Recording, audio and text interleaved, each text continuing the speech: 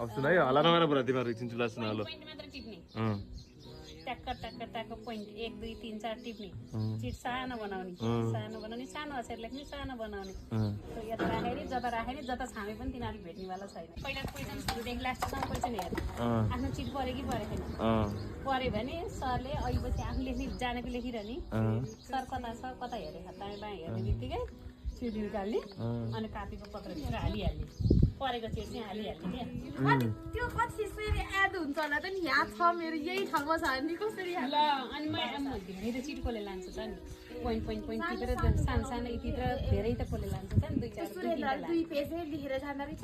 त्यस्तो त लाने होइन त्यो क्वेसन लेख्ने बेला भए पनि नभए पनि जानेको लेख्दा लेख्दै त्यसलाई भित्र हालिहाल्ने सरबाट निकालिहाल्ने अनि लेख्दै गर्ने अनि सरले हेर्दाखेरि जानेकै लेखिरहेको हुन्छ त्यो सरले चिट छोड्न आँटे हेऱ्यो के थाहा हुनु उसलाई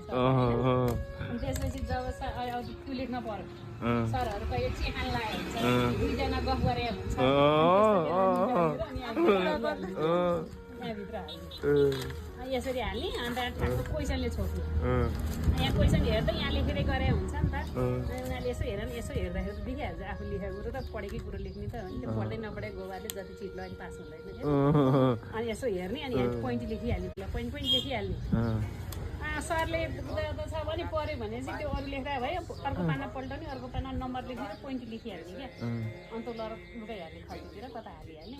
अन्त सरहरू आइरहन्छ हेरिरहन्छ आफूले पोइन्ट हेरेर गफानी हैन 2 मिनेटलाई हाम्रो मम्मी